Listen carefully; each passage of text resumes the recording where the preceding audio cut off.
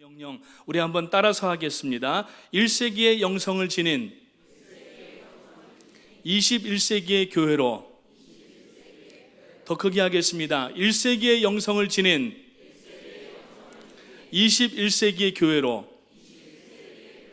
마음에 새겨놓게 되시기를 주님의 이름으로 축복합니다.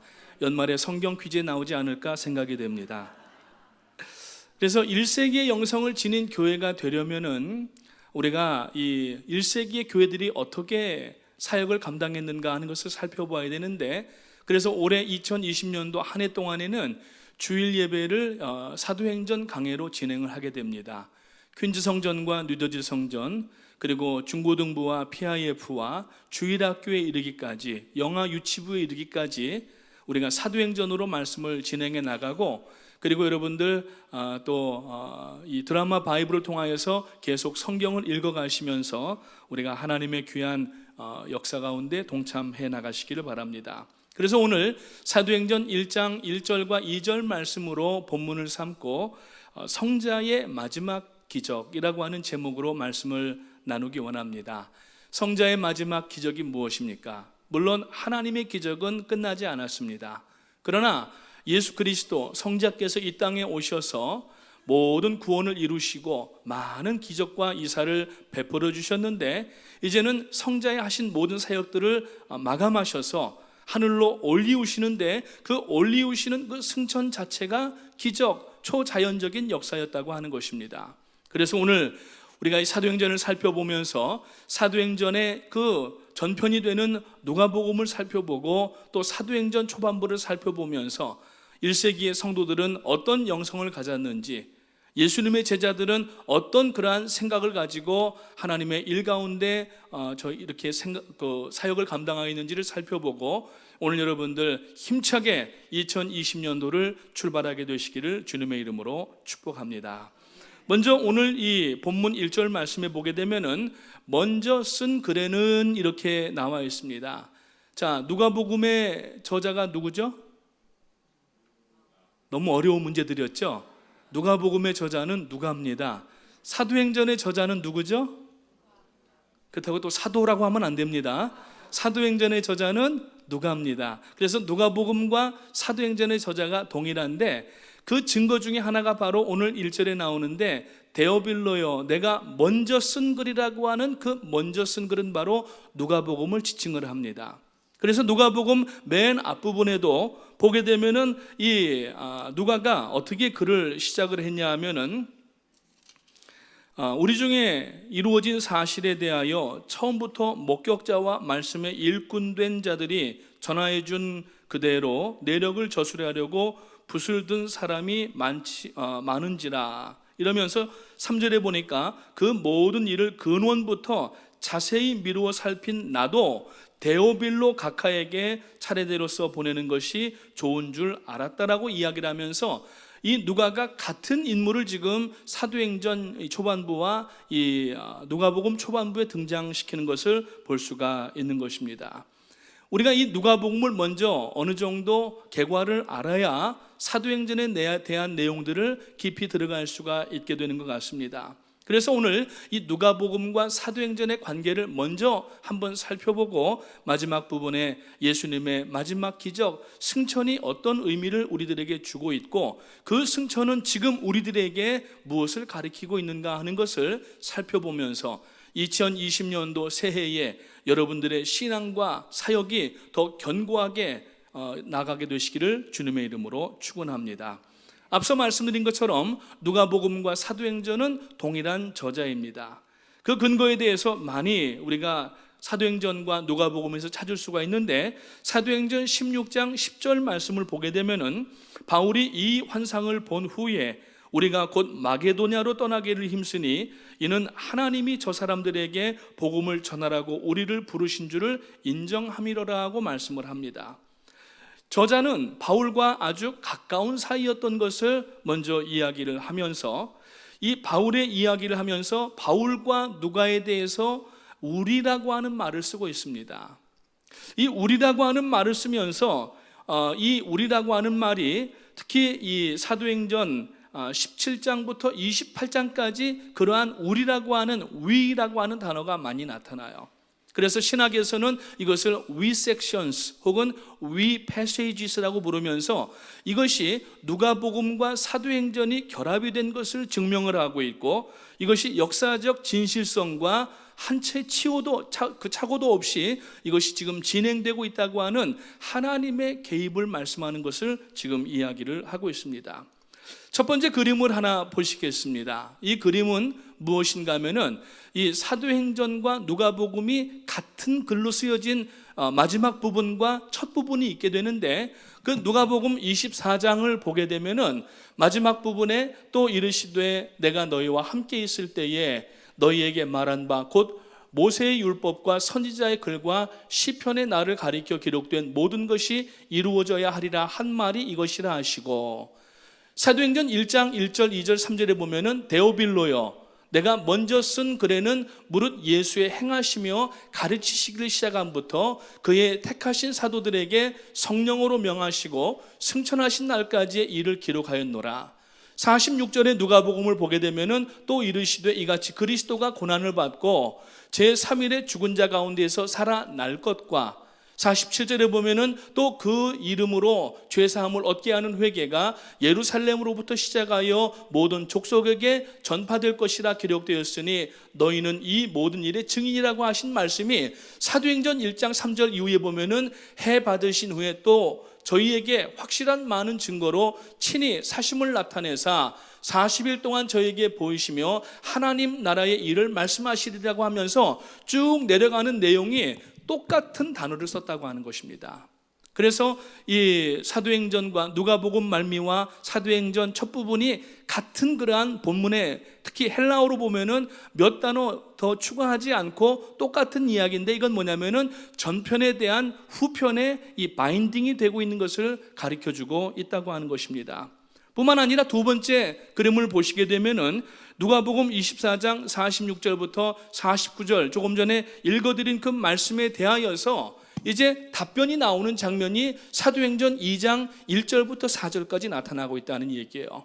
시간이 좀 걸리지만은 읽어보면은 또 이르시되 이같이 그리스도가 고난을 받고 제3일에 죽은 자 가운데서 살아날 것과 또 그 이름으로 죄사함을 얻게 하는 회개가 예루살렘으로부터 시작하여 모든 족속에게 전파될 것이 기록되었으니 너희는 이 모든 일의 증인이라. 볼지어다 내가 내 아버지의 약속하신 것을 너희에게 보내리니 너희는 위로부터 능력을 입히울 때까지 이 성에 유하라 하시니라 하면서 그 다음에 사도행전 2장에 자연스럽게 글이 연결되는 것을 볼 수가 있는데, 오순절날에 이미 이름에 저희가 다 같이 한 곳에 모였더니 호련히 하늘로부터 급하고 강하고 바람 같은 소리가 있어 저희 앉은 온 집에 가득하며 불의 혀같이 갈라지는 것이 저희에게 보여 각 사람의 위에 임하여 있더니 저희가 다 성령의 충만함을 받고 성령이 말하게 하심을 따라 다른 방언으로 말하기를 시작하니라고 나가는 것을 볼 수가 있습니다. 이것은 곧 사도행전은 누가복음의 속편이 되는 것이고, 예수님께서 이 땅에 계실 때 선포하셨던 누가복음에서의 구원이 이제 사도행전을 통하여서 성령께서 역사하심으로 말미암아 사도들을 앞세워서 능력과 기적의 사역들, 이 사인스 앤 원더스가 강하게 나타나는 것을 볼 수가 있는데, 바로 우리 프라미스 교회가 1세기의 영성을 가지고 21세기의 사명을 감당하는 교회가 되시기를 주님의 이름으로 축원합니다. 그래서 이 누가복음 24장 말미와 사도행전 2장 1절부터 4절은 자연스럽게 이루어지는 문장이었는데, 공통점과 다른 점을 한번 찾아보고 진행하겠습니다. 첫 번째, 이 누가복음과 사도행전의 공통점은 저자와 수신자가 같다는 얘기예요. 자, 지금 수신자는 표면적으로 볼 때에는 누가복음 1장에도 데오빌로라고 하는 사람이 등장하고 있고, 그리고 사도행전 1장에도 데오빌로라고 하는 사람이 등장합니다. 어떤 이 로마 고위에 있는 관직에 있는 사람으로 추정을 합니다. 그런데 또 한편으로 성경을 해석하는 신학자들은 이 데오빌로라고 하는 이름을 한 사람에 국한시킨 것이 아니라 제자들을 포함한 모든 성도들을 통칭하는 말이라고도 이야기를 합니다. 그 이유는 뭐냐면은 데오빌로라고 하는 이 사람은 데오빌로라고 하는 말은 합성된 이름이라고 하는 것이죠. 데오라고 하는 것은 하나님이라고 하는 말씀이고, 필로스라고 하는 것은 친구 혹은 형제라고 하는 뜻입니다. 다시 말하여서 데오빌로라고 하는 것은 하나님의 사람들, 하나님의 형제들, 하나님을 믿는 자녀들이라고 하는 뜻이 그 안에 포함되어 있습니다. 미국의 이름 가운데, 남자 이름 가운데 보면은 데오도르라고 하는 이름이 있습니다. 아마 여러분들 만나보신 분들도 계시고, 혹 여러분들의 자손들 가운데 그러한 이름들을 가진 자녀들이, 아이들이 또 있을 수도 있습니다. 데오도르라고 하는 이름은 데오라고 하는 말과 어도르라고 하는 말이 합성된 겁니다. 그 이름의 뜻은 뭐냐면은 하나님을 경배하라, 하나님을 찬양하라는 말이죠. 그래서 이 데오빌로라고 하는 말은 하나님 앞에 구원받은 성도들을 통칭하는 말이 되기 때문에, 다시 말씀드리면은 이 누가복음과, 물론 마태, 마가, 요한복음, 다른 성경도 마찬가지지만은 이 누가복음과 복음에 나타난 복음으로 선포가 되어져서 예수 그리스도를 믿고 구원 얻은 성도들이 이제 사도행전적 그러한 역사들을 감당해야 되는 것이 단지 그 당시에 있던 제자들과 어떤 팔로워들 뿐만 아니라 오늘 예수 그리스도의 보혈로 구원받은 모든 사람에게 주어지는 동일한 하나님의 말씀임을 기억하게 되시기를 주님의 이름으로 축원합니다. 그런 다른 점은 무엇인가? 첫 번째, 누가복음은 복음서입니다. 언젠가 말씀을 전해드리면서 신약 성경 가운데 캐리그마라고 하는 것과 디다케라고 하는 것이 있다고 말씀을 드렸습니다. 캐리그마는 선포라고 하는 말이에요. 예수님께서 마태, 마가, 누가, 요한복음에서 천국복음을 선포하신 것을 이야기를 합니다. 디다케라고 하는 것은 대부분 공동서신과 그리고 바울서신들을 통하여서 그 구원받은 성도들이 어떻게 생활하고 어떻게 신앙을 발전시켜 나가야 되는지에 대한 가르침을 이야기를 하는 것입니다. 디다케라고 하는 말은 가르침이라는 말입니다. 그런데 이 누가복음은 복음서이지만은 사도행전은 복음을 받은 성도들이 어떻게 사역들을 감당해 나가야 되는가, 이것을 지금 연결시켜서 말씀을 하고 있는 것입니다. 누가복음은 예수님께서 이 땅 가운데 비하하셔서 하늘 보좌를 버리고 육신의 몸을 입고 이 땅 가운데 오셔서 사람의 몸을 입고 죄인들을 만나시고 저들의 친구가 되어주시고 저들을 위로하시고 저들을 격려하시고 심지어는 마음의 상처 입은 사람들을 위로하시고 병든 사람들을, 모든 각양각색 병든 사람들을 고쳐주셨습니다. 그래서 예수님께서는 이제 이 땅에서 그 사역들을 감당하시고 최종적으로 십자가에 못 박혀서 물과 피를 다 쏟으시고 십자가에서 죽으심으로 말미암아서, 그리고 부활하심으로 말미암아서, 그리고 마지막 부활하신 40일 후에 승천하신 일로 말미암아서 지상사역은 끝이 났다는 얘기예요. 누가복음에는 예수님의 지상사역을 완결시킨 것을 말씀을 하고 있고, 이제 하나님 보좌 우편으로 이제 들려 올리심을 받아서 내려오시는 것은 우리가 비하, 디센딩이라고 얘기를 합니다. 다시 그러면은 하나님의 그 본래의 자리로 예수 그리스도께서 올라가셔야 되는데 그것을 승귀라고 얘기를 하고 영어 용어로는 ascending이라고 얘기를 합니다. 다시 그 보좌 위로 올라가셨습니다. 그래서 누가복음은 지상사역에 대해서 말씀한 것이라면은, 이제 사도행전은 주님께서 하나님 보좌 우편에 올리우심을 받고 거기에서 성도들의 구원을 위하여서 감당하시는 사역에 대한 내용이 이 사도행전에 나타나고 있는 것을 이야기를 하고 있습니다. 그래서 누가복음은 지상사역의 매듭이라고 하면은 사도행전은 천상사역의 시작이고 성령사역의 신호탄임을 우리가 알 수가 있는 것입니다. 그러면 이 누가복음을 쓴 목적이 무엇인가? 누가복음 1장 4절에 보니까 이는 각하로 그 배운 바의 확실함을 알게 하려 함이라 그랬어요. 각하라고 하는 말을 썼습니다. 영어로 표현하면 the excellent라고 하는 말인데, 여러분 우리 한국에도 전에 박정희 대통령 시절에 보면은 박정희 대통령 각하께서는 뭐 이러면서 뉴스가 나옵니다. 그리고 전두환 대통령까지도 각하라는 말이 뉴스에서 나왔습니다. 그런데 문민정부를 들어서면서 너무 좀 딱딱하고 그리고 이 정권을 너무 힘을 실어준다고 해서 이것을 분산시키자고 하는 의미에서 대통령이 된 분이 각하라는 말을 쓰지 않기로 그렇게 공포를 하고, 그 뒤부터는 물론 뭐 어떤 그 강요회의라든지 아니면 내부에서는 각하라는 말을 쓸지는 모르겠지만은 지금 공식적으로 어떤 언론에서는 각하라는 말을 쓰지 않습니다. 이 당시에 이 각하라고 하는 말을 쓰임을 받을 정도면은 굉장히 높은 지위에 있던 사람임을 알 수가 있는데, 그 목적이 무엇이냐 하면은 배운 바 하나님의 말씀을 확신하게 하려 한다고 얘기했어요.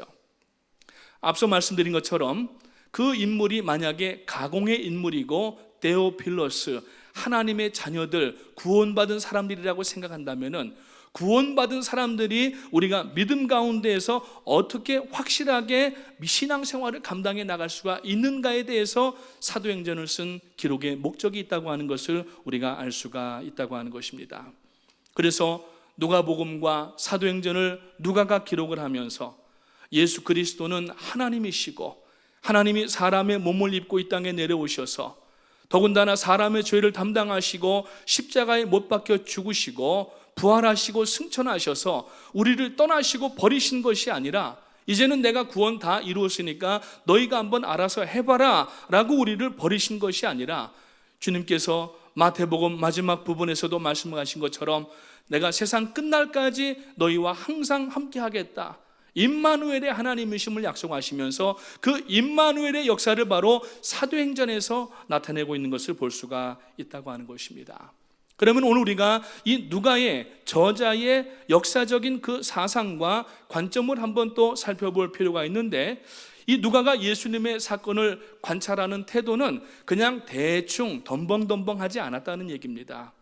누가복음 1장 3절을 보게 되면은 거기 보면은 이는 각하가 그 모든 일을 근원부터 자세히 미루어 살핀 대로 그랬어요. 자세히 미루어 살폈다라고 하는 것은 누가가 그냥 지나면서 대충 본 것을 기록한 것이 아니라 예수님께서 하신 말씀의 내용이라든지 하나하나 이루어져 가고 있는 이 일들을 자세히 생각을 하고 그것을 적었고, 더군다나 사도행전에서 그것을 정확하게 다시 기술하는 것을 볼 수가 있다고 하는 것입니다. 예수님의 제자 중에 한 사람으로서 얼마나 가까이 주님을 섬겼겠습니까? 철저하게 세밀하게 예수님을 살폈습니다. 그러다 보니까 아주 다양하고 풍성한 예수님의 말씀의 그 내용들이 깨달아지게 되고 이것을 담게 되었던 것을 알 수가 있는 것입니다.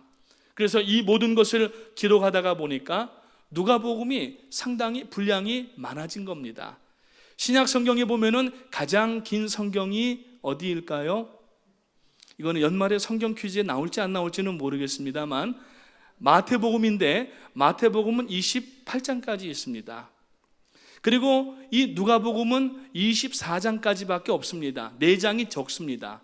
그런데 이것을 절수로 구분해 보니까 마태복음은 1071절이고 누가복음은 1151절, 무려 여러분 30절 정도 이상이 더 많이 있습니다. 그러면서 여러분 이 누가복음 초반부에 보게 되면은 예수님의 어린 시절에 대한 기록이 있고, 특별히 누가복음 중간에 9장 51절부터 19장까지 내용을 보게 되면은 다른 마태, 마가, 요한복음에 나타나지 않는 내용들이 기록이 되어 있는 것을 볼 수가 있습니다. 이건 뭘 얘기하냐면은 누가가 예수님을 자세히 살피고 예수님이 하신 말씀을 하나도 허투루 듣지 않고 자기가 기록을 했든지 생각을 하면서 그 일들이 이루어져 나가는 내용들을 상세하게 적었기 때문에 누가복음이 1171절까지 진행되면서 다른 복음서에 기록되지 않은 내용까지 포함하고 있는 것을 볼 수가 있다고 하는 것입니다.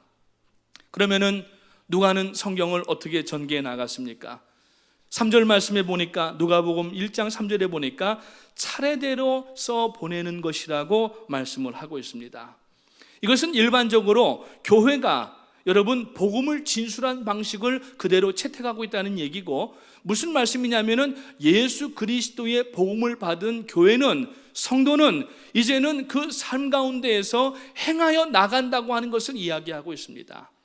그래서 누가복음은 구원에 대한 선포라고 이야기하면은 사도행전은 구원받은 성도들이 날마다의 삶 가운데에서 말씀을 듣고 결단하고 행해 나갈 때에 하나님의 기적과 능력의 역사가 상식처럼 일어났다고 성경은 말씀을 하고 있습니다. 그래서 예수님께서 이 땅에 오실 때에 여러분 누가복음에 보면은 세례 요한을 등장시킵니다. 물론 마태복음에도 세례 요한에게 요단강에서 세례를 받으시는 장면이 나오지만은 마리아와 그 이 사촌이 되는 엘리사벳이 아이를 갖고 둘이 복중에서 세례 요한과 예수님이 뛰면서 찬양하는 그러한 우리가 기사를 읽는데 그러한 내용들이 거기에 다 담겨져 있고 심지어는 세례 요한이 예수님의 길을 평탄케 하기 위해서 먼저 온 내용까지도 이 누가복음 앞부분에 나타나고 있는 것을 볼 수가 있다고 하는 것입니다. 그러면 이 누가는 어떻게 역사를 인식하고 이 누가복음과 사도행전을 전개해 나갔는가? 누가는 자기 자신이 지금 이것을 써내려 가는 데 있어서 정확한 역사적 인식을 하고 있었다고 하는 것을 우리가 배울 수가 있는 것입니다. 이 복음서 마태, 마가, 누가, 요한복음 이 복음서의 기자들은 상당한 역사가들이라고 볼 수가 있습니다. 물론 배후에서 성경을 쓰게 하신 분은 성령 하나님이십니다. 그래서 성경 66권 전체가 물론 모세오경은 모세가 쓰고 또 여호수아가 있고 그 다음에 또 여러 가지 예레미야라든지 4명의 대선지자와 12명의 소선지와 그리고 신약성경에 각 성경의 저자들이 있고 수많은 교자들이 있지만은 그러나 그 배후에서 역사하신 분이 성령 하나님이시라는 얘기입니다. 그럼에도 불구하고 누가는 자기가 그 하나님의 역사 가운데 있어서 이 부분을 다음 성경과 어떻게 연관시켜야 되는지를 알 수 있는 역사적 인식을 가지고 있었고 이를 위하여서 정확하게 기록하고 세세하게 기록되고 있는 것을 볼 수가 있습니다. 누가복음 1장 2절의 말씀도 보게 되면은 처음부터 말씀의 목격자 되고 일꾼 된 자들의 전하여 준 그대로 내력을 저술하려고 붓을 든 사람이 많았다라고 이야기하는 것을 볼 수가 있습니다. 누가복음 서두에서는 이 목격자의 전승이 있었다고 하는 것을 밝히면서 이 전승의 글을 통하여서 기록한 글이 있는데 나도 그 글을 지금 기록하고 있다라고 이야기를 하면서 성령께서 자기 자신을 붙잡아 주신 것을 피력하는 것을 볼 수가 있는 것입니다. 예수 그리스도의 사건이라고 하는 것이 이 역사적인 문맥 속에서 일어났다고 하는 것을 먼저 누가는 강조를 하고 있습니다. 그래서 누가는 누가복음과 사도행전 가운데 실제 일반 역사 가운데 나타나는 인물들을 많이 거기다가 포함을 시켰고 그래서 여러분 이것이 신화나 어떤 허구의 책이 아니라 그냥 종교적인 저술에 끝난 것이 아니라 이것은 역사이고 사실이었다고 하는 것을 누가는 지금 기록해 나가고 있는 것입니다. 그래서 예수님 태어나실 당시에 이 가이사 아구스토라고 하는 황제가 나타나는데 그 사람은 예수님 당시에 호적을 명령했던 사람입니다. 이 사람이 누가복음 2장 1절에 나오는데 바로 역사 가운데 일반 역사에 보면은 옥타비아누스라고 하는 인물로 있는 것을 볼 수가 있고 세례 요한의 출생에 대해서 배경이 나타날 때에 누가복음 3장 1절에 보게 되면은 디베리오라고 하는 그러한 황제가 나타나는데 그 사람은 바로 로마의 티베리우스 황제였다고 하는 것을 역사가 기술하고 있습니다. 뿐만 아니라 이 글라우디오라고 하는 황제가 있는데 이 사람은 유대인을 추방하는 명령을 내린 사람인데 사도행전 18장 2절에 나오는 인물인데 그 사람은 사도행전에서 이 글라우디우스라고 나오지만은 일반 역사에서는 클라우디우스라고 하는 이름으로 분명하게 각인되어 있는 것을 볼 수가 있습니다. 뿐만 아니라 기독교인들에게는 잊을 수 없는 그 잔인한 이름이 하나가 있지 않습니까? 바로 폭군 네로입니다. 기독교인들을 몰살시키고 그 로마의 대화재가 있었을 때 그것을 자기가 불을 질러 놓고 기독교인들에게 모두 떠넘기면서 기독교 대학살을 했던 그 네로가 사도행전 25장 10절부터 21절 말씀에 보면은 바울이 이제 그 황제 앞에 시저 앞에 가서 이 공의를 베풀라고 청원하는 장면이 나오는데 그 시저가 바로 이 네로 황제인 것을 우리가 알 수가 있다고 하는 것입니다. 성자께서는 이제 마지막 기적을 행하십니다. 승천하십니다. 그래서 이 승천에 대한 기록은 누가복음 24장 51절에도 나오고 똑같이 사도행전 1장 2절과 11절과 21절에 나타나고 있습니다. 그래서 누가복음 24장 51절의 말씀에 보니까 축복하실 때에 그들을 떠나 하늘로 올려지시니라고 말씀하고 있습니다. 여러분, 사람이 땅에서 발을 뗄 수가 없습니다. 물론 운동 경기하는 사람이 예를 들어서 점프를 한다면은 길어봐야 뭐 한 2초 정도, 3초 정도는 뛸 수 있을 거예요. 아마 장대 높이 뛰기 하는 사람 같으면은 장대를 대고서 휙 날아가는 동안에, 떨어질 동안에 한 4, 5초 정도는 떠 있을 수 있을지 모르겠습니다. 그러나 여러분, 이 땅에 공기를 마시고 사는 사람이라면은, 육체를 가지고 있는 인간이라면은 누구도 땅에서 발을 뗄 수가 없다고 하는 것이죠. 땅에서 발을 뗀 것도 기적이라고 얘기를 합니다. 그런데 예수님은 하늘로 들려 올림을 받으신 분이라고 하는 것입니다. 가장 최대의 기적 중에 하나가 바로 승천이라고 하는 것이죠. 오늘 여러분, 주님은 이 땅에 사람의 몸을 입고 오셔서 구원을 다 이루시고 하늘나라 하나님 보좌 우편으로 승귀하신, 어센딩하신 하나님이신 줄 믿으시기를 주님의 이름으로 축원합니다. 물론 성경에 보면은 하늘로 들림받은 사람들이 두 사람이 있습니다. 창세기 5장에 보게 되면은 에녹이라고 하는 사람이 나옵니다. 하나님 앞에 정결하고 성결한 삶을 살다가 들림을 받았다고 성경은 기록하고 더 이상의 얘기는 없습니다. 뿐만 아니라 열왕기하 2장에도 보면은 엘리야가 불병거를 타고 하늘로 들림을 받는데 들림 받은 이후에 다른 내용들에 대한 기록은 없습니다. 그런데 예수님의 승천은 이 에녹이나 엘리야의 승천과는 다른 것이 정확하게 그 사역과 현재 위치에 대해서 말씀을 하고 있다고 하는 것입니다. 그래서 예수님의 승천은 에녹과 엘리야의 승천과는 사뭇 다른 이야기고, 여러분, 특별히 이 승천이라고 하는 단어 다른 종교에서 찾아볼 수가 없다는 얘기입니다. 여러분, 우리 기독교에만 있는, 성경에만 있는 용어가 뭡니까? 하나님이 세상을 창조하신 겁니다. 그리고 여러분, 예수 그리스도께서 사람의 몸을 입고 이 땅에 인카네이트, 성육신 하신 것입니다. 그리고 십자가에 못 박혀 죽으시고 죽은 자 가운데 사흘 만에 부활하신 것입니다. 그리고 마지막 사역이 바로 그 땅 가운데에서 이제 들려 올리심을 받는 승천의 사역을 하셨는데, 이게 모두 다 기적이라는 얘기예요.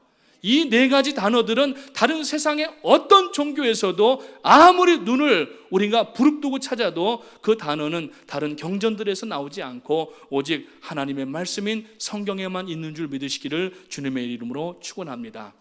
그건 무슨 얘기입니까? 우리가 지금 믿고 있는 하나님만이 유일한 하나님이시란 얘기입니다. 우리가 지금 섬기는 하나님만이 살아계신 하나님이란 얘기입니다. 그렇기 때문에 다른 신들은 다 죽은 신이고 자기 몸 하나도 움직이지 못하는 거짓 신상들이고 우상이지만은, 오늘 우리가 믿는 하나님은 살아계신 하나님이시고 뿐만 아니라 오늘도 우리와 함께 하시는 하나님이시고, 예수님께서는 그 보좌 우편에서 지금도 졸지도 주무시지도 아니하고 히브리서의 말씀에 보면은 인생들을 위하여서 중보하시는 중보자로 지금 기도하고 계신다고 말씀을 하고 있습니다.